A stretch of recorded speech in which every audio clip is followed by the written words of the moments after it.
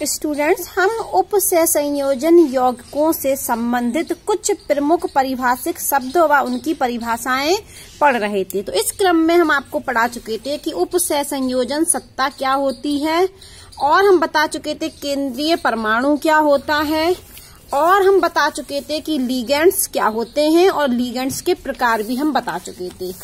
ठीक है, फिर हमने आपको पढ़ाई थी। अब आज हमको पढ़ाना है उपसहसंयोजन संख्या। क्या पढ़ानी है? उपसहसंयोजन संख्या। तो सबसे पहले तो हम परिभाषा पढ़ते हैं, क्या होती है उपसहसंयोजन संख्या। तो उपसहसंयोजन संख्या किसी संकुल में धातु आयन की, कोई संकुल है हमारे पास, कोई कोऑर्डिनेशन कंपाउंड है, कोई संकुल है, उसमें धातु आयन की उपसहसंयोजन संख्या उसमें उपस्थित, कौन दर्शाता है? उसमें उपस्थित लिगेंडों के उन दाता परमाणुओं के संख्या के बराबर होती है जो सीधे धातु आयन से जुड़े होते हैं। वो ये कहना ये चाह रहा है कि कोई संकुल है, तो संकुल में जो हमारा केंद्रीय परमाणु है, जो धातु परमाणु है, तो उससे जुड़े लिगेंड्स, कौन से लिगेंड्स? जो दाता परमाणु जितने हों। यदि लिगेंड्स में 2 दाता परमाणु होंगे तो एक लिगेंड्स को 2 मानेंगे हम। यदि लिगेंड्स में 1 दाता परमाणु होगा तो 1 मानेंगे। तो साफ साफ लिखा है कि कोऑर्डिनेशन जो नंबर होता है वो लिगेंडों की संख्या के बराबर होता है जो धातु परमाणु से जुड़े होते हैं, लिगेंड्स। लेकिन लिगेंड्स में भी एक बात स्पेशल है। पहले तो हमने सिंपल परिभाषा जान ली कि धातु परमाणु से जितने लिगेंड्स जुड़े होते हैं उस संख्या को हम कोऑर्डिनेशन नंबर कहते हैं। लेकिन लिगेंड्स में भी हमें क्या देखना है कि लिगेंड्स कितने दाता परमाणुओं से जुड़ा है। ठीक है, कि लिगेंड्स में कितने दाता परमाणु है, जुड़ा नहीं है, लिगेंड्स में कितने दाता परमाणु है। क्योंकि इसके पहले जब हम आपको पढ़ाया था हमने एक दंतुर लिगेंड्स मतलब 1 दाता परमाणु होता है, 2 दंतुर लिगेंड्स में 2 दाता परमाणु होते हैं, और बहुदंतुर में लिगेंड्स में बहुत सारे दाता परमाणु होते हैं। तो हमको यहाँ ये देखना है कि उपसहसंयोजन संख्या उस संख्या के बराबर होती है लिगेंड्स के, कि लिगेंड्स में कितने दाता परमाणु धातु आयन से जुड़े हैं। वापस सुनिए, एक संकुल में धातु आयन की उपसहसंयोजन संख्या उससे आबंधित, धातु परमाणु से आबंधित, उससे मतलब धातु परमाणु से आबंधित लिगेंडों के दाता परमाणुओं के संख्या के बराबर होती है।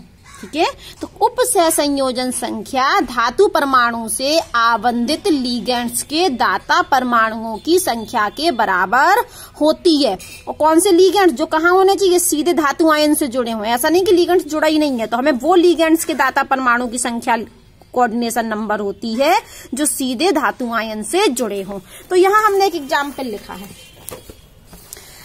देखो यहाँ भी मैंने लिखा है, एक संकुल में धातु आयन की उपसहसंयोजन संख्या उसमें आबंधित लिगेंडों के उन दाता परमाणुओं की संख्या के बराबर होती है जो सीधे धातु परमाणु से जुड़े होते हैं। जैसे हमने एक संकुल ले लिया ये, तो इस संकुल में ये क्या है हमारा? प्लेटिनम धातु परमाणु, केंद्रीय परमाणु, और ये क्या है? लिगेंड्स। ये क्या है? लिगेंड्स। सीएल क्या है? लिगेंड्स।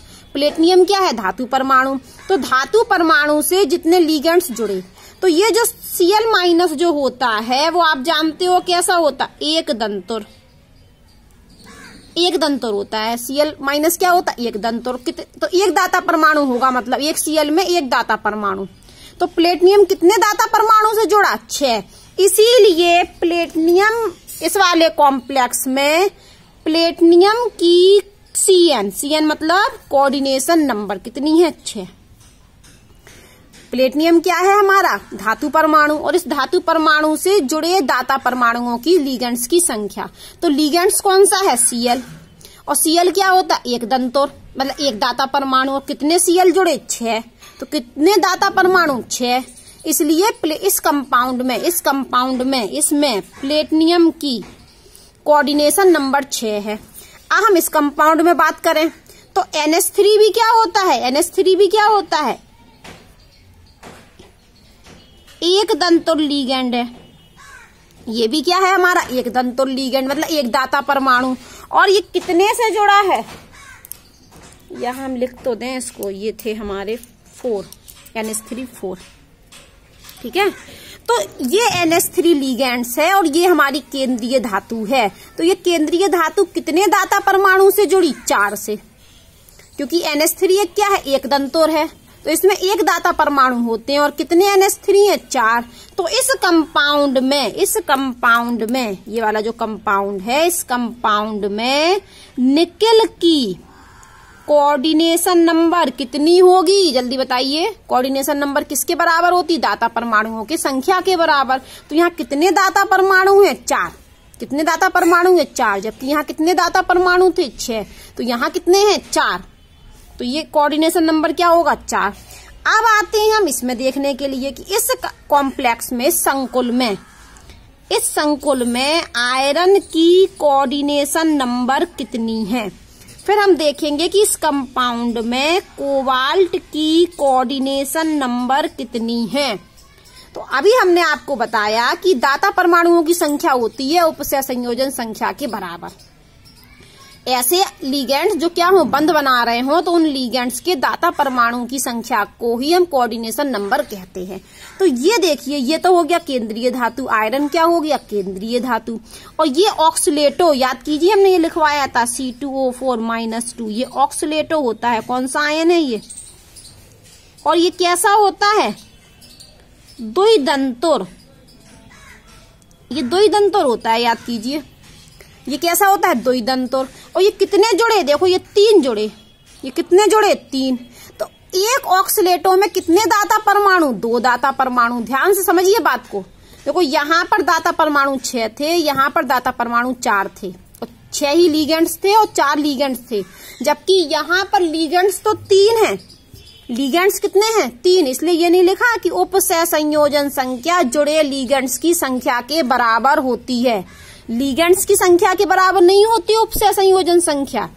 लिगेंड के उन दाता परमाणुओं के बराबर होती है उपसय संयोजन संख्या जो सीधे धातु परमाणु से जुड़े होते हैं। तो ये लिगेंड्स तो 3 हैं, लेकिन एक लिगेंड्स में 2 दाता परमाणु हैं, क्योंकि लिगेंड्स किस प्रकार का है? द्विदंतोर। तो इस लिगेंड्स में 2 दाता परमाणु हैं। इस लिगेंड्स में क्या है? 2 दाता परमाणु, मतलब इनकी जो दंतुरता है वो कितनी है? 2।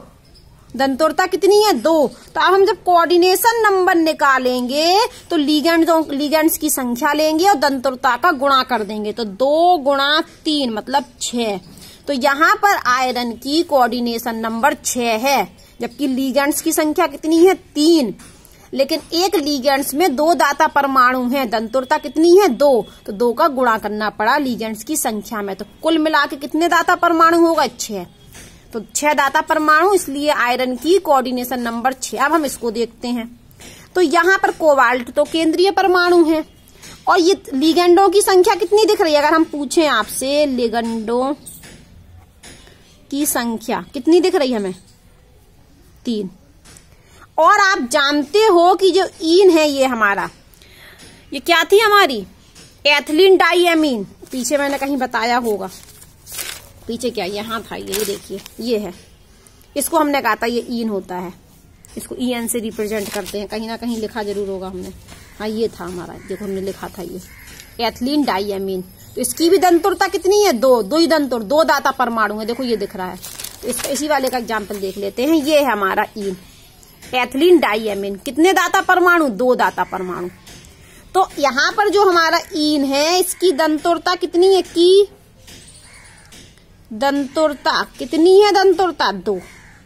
2 मतलब 2 दाता परमाणु हैं।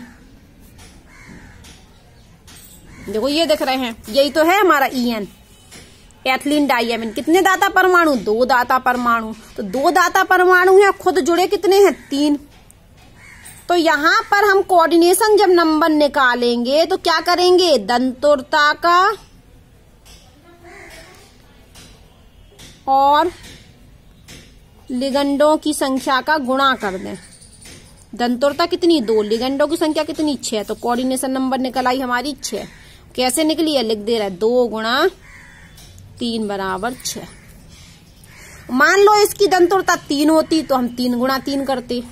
तो कोऑर्डिनेशन जो नंबर होती है वो आवंटित लिगेंडों के उन दाता परमाणुओं की संख्या के बराबर होती है जो सीधे धातु आयन से जुड़े होते हैं। तो इस तरीके से हम निकाल सकते हैं। यहाँ साफ साफ दिख रहा है कि Cl एक दंतोर है, इसलिए सीधे लिगेंड्स की संख्या ले ली, 1 गुणा 6 कर दिया हमने, तो कोऑर्डिनेशन नंबर 6 निकली। यहाँ NH3 भी एक दंतोर है, मतलब दंतोरता 1 है, तो 1 गुणा 4 मतलब 4 कर दिया।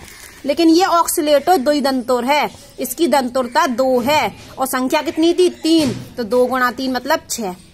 तो आयरन की कोऑर्डिनेशन नंबर कितनी है 6। यहाँ कोबाल्ट की कोऑर्डिनेशन नंबर भी 6 है, क्योंकि लिगेंड्स तो 3 है, लेकिन ये जो एथिलीन डाइएमीन जो लिगेंड्स जुड़ा है इसकी दंतोरता कितनी है 2, तो 2 गुणा 3 6। ठीक है। एक बात और नोट लगाया है कि केंद्रीय धातु परमाणु में जो लिगेंड्स के मध्य, मतलब धातु परमाणु और लिगेंड्स के मध्य जो सिग्मा बॉन्ड बनते हैं, धातु परमाणु और लिगेंड्स के मध्य जो सिग्मा बॉन्ड बनते हैं वो तो कोऑर्डिनेशन नंबर का निर्धारण करते हैं। अगर पाई बॉन्ड बन रहा है तो हम उसको गिनती में नहीं लेते हैं। वापस सुनिए, धातु परमाणु और लिगेंड्स के मध्य जो सिग्मा बॉन्ड बनते हैं वो तो कोऑर्डिनेशन नंबर का निर्धारण करते हैं, लेकिन पाई बॉन्ड यदि बन रहा है किसके बीच में, धातु परमाणु और लिगेंड्स के बीच में, तो हम उसकी गिनती नहीं करते हैं। तो लिखा है साफ साफ, कोऑर्डिनेशन नंबर को उपसहसंयोजन संख्या केंद्रीय परमाणु तथा लिगेंड्स, तो केंद्रीय परमाणु भी हो सकता है या आयन हो सकता है, इसलिए हर जगह ऑब्लिक लगा है, लेकिन हम मोस्टली बोलते हैं केंद्रीय परमाणु, ये आयन भी हो सकता है, तो हम बार बार दोनों चीज नहीं बोलेंगे। तो केंद्रीय परमाणु तथा लिगेंड्स के मध्य, केंद्रीय परमाणु और लिगेंड्स के मध्य सिग्मा बॉन्डों की संख्या के आधार पर ही निर्धारित होती है। तो कोऑर्डिनेशन नंबर किसके द्वारा निर्धारित होती है, केवल सिग्मा बॉन्ड के द्वारा। और ये सिग्मा बॉन्ड किसके बीच में बनते हैं, केंद्रीय परमाणु और लिगेंड्स के बीच में। वो कह रहे हैं यदि कोई पाई बॉन्ड बन भी रहा हो तो हम उसको गिनते नहीं हैं। तो आज हमने पढ़ा उपसहसंयोजन संख्या, कोऑर्डिनेशन नंबर। तो कोऑर्डिनेशन नंबर लिगेंडों की दाता परमाणु की संख्या के बराबर होती है, लेकिन हमें यहाँ दंतुरता का ध्यान रखना है, वरना सीधे सीधे लिगेंड्स की संख्या गिन दो, नहीं, दंतुरता देखनी है, कितने दाता परमाणु हैं। अब हम पढ़ने वाले एक शब्द होता है समन्वय मंडल। तो गुरु कोष्टक के जो अंदर होता है, मान के चलो ये हमारा एक कॉम्प्लेक्स है, ये हमारा कॉम्प्लेक्स है, तो इस कॉम्प्लेक्स में जो गुरु कोष्टक के अंदर है इतना भाग, ये गुरु कोष्टक स्क्वायर ब्रैकेट के अंदर वाला समन्वय मंडल कहलाता है। तो ये इतना भाग क्या है, समन्वय मंडल, और जो बाहर है उसको प्रत्यायन कहते हैं। तो इस कॉम्प्लेक्स में जो गुरु कोष्टक के अंदर था, तो इतना भाग ये क्या कहलाएगा, समन्वय मंडल, और ये के क्या कहलाएगा, प्रति आयन। सीधी सी बात है कि गुरु कोष्टक वाला जो भाग होता है, गुरु कोष्टक के अंदर वाला जो भाग होता है उसको नाम दिया गया समन्वय मंडल, और गुरु कोष्टक के बाहर वाले आयन को प्रति आयन कहते हैं। अब एक और बात लिखी है, समन्वय बहुफलक। तो केंद्रीय परमाणु जब किसी लिगेंड से जुड़ता है तो एक स्पेशल अरेंजमेंट में जुड़ता है, व्यवस्था में जुड़ता है, दुक विन्यास स्थान व्यवस्था में।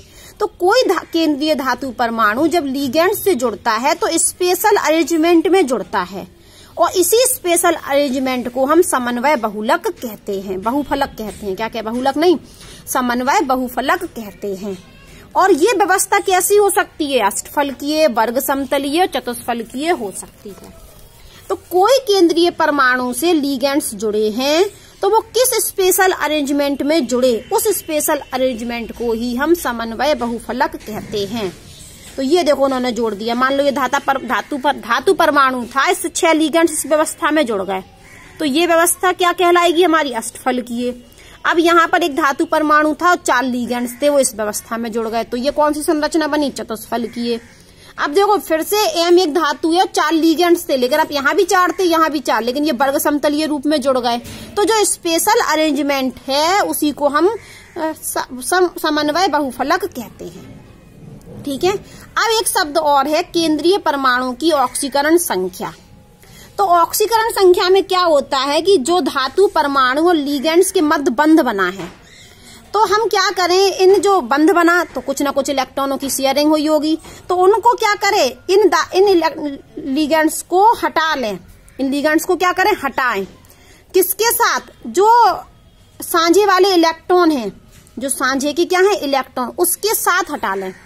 लिगेंड्स को क्या कर रहे हैं हम, हटा रहे हैं, किसके साथ, बंधित इलेक्ट्रॉनों के साथ।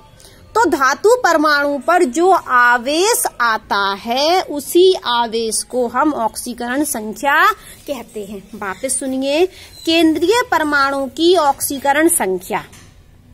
तो हम लिगेंड्स को हटा रहे हैं, तो किसके सहित हटा रहा है, बंधित इलेक्ट्रॉन, साझित इलेक्ट्रॉन के साथ। तो कुछ ना कुछ धातु परमाणु पर आवेश आएगा, उसी आवेश को हम ऑक्सीकरण संख्या कहते हैं। तो एक संकुल में केंद्रीय परमाणु से जुड़े सभी लिगेंड्स को, एक को नहीं, सभी लिगेंड्स को यदि उनके साझे के इलेक्ट्रॉन युगलों के सहित हटा लिया जाए तो केंद्रीय परमाणु पर जो उपस्थित आवेश होगा, जो भी आवेश आ जाए, +1 +2 +3 कुछ भी आ जाए, जो भी उपस्थित आवेश होगा उसको हम ऑक्सीकरण संख्या कहते हैं। तो यहाँ पर हम ये पढ़ रहे थे 6वां पॉइंट, केंद्रीय परमाणु की ON मतलब ऑक्सीकरण संख्या। तो ऑक्सीकरण संख्या क्या है, सभी लिगेंड्स को हम हटा रहे, वो भी साझित इलेक्ट्रॉनों के साथ। तो केंद्रीय परमाणु पर जो भी उपस्थित आवेश है, जो भी आवेश आ रहा है, उसी आवेश को हम क्या कहते हैं, ऑक्सीकरण संख्या कहते हैं। अब मान लो यहाँ ये एग्जाम्पल लिया हमने, तो वो ये कह रहे हैं कि इसमें हम यदि इसको ये जो ये आयन है इसकी ये CN चारों हटा दें तो कितना आवेश बच रहा है, कॉपर पर सिर्फ +1 बच रहा है। तो कॉपर की ऑक्सीकरण संख्या कितनी हुई, +1। ठीक है, सभी लिगेंड्स हटाने हैं, चारों CN साइनाइड लिगेंड्स हमने साइनो लिगेंड्स हटा दिए, तो कॉपर पर सिर्फ आ रहा है +1 चार्ज। तो +1 क्या हुआ, कॉपर की ऑक्सीकरण संख्या। और याद रखना, जब भी हम ऑक्सीकरण संख्या को प्रदर्शित करते हैं तो रोमन अंक लिखते हैं। तो 1 को रोमन में क्या लिखते हैं, 1। तो कॉपर के ब्रैकेट में लिख देते हैं हम रोमन अंक 1। यदि कॉपर 2 होता, मान लो ऑक्सीकरण संख्या 2 होती, तो हम इसको ऐसे लिख देते कॉपर, ये देखिए ये, यदि कॉपर की ऑक्सीकरण संख्या 1 है तो हम लिखेंगे कॉपर रोमन में 1। ऐसा ऑक्सीकरण संख्या लिखने का तरीका है, ब्रैकेट लगाओ और रोमन में लिख दो। यदि कॉपर की ऑक्सीकरण संख्या क्या होती, 2, तो हम इस तरीके से लिखते। ठीक है।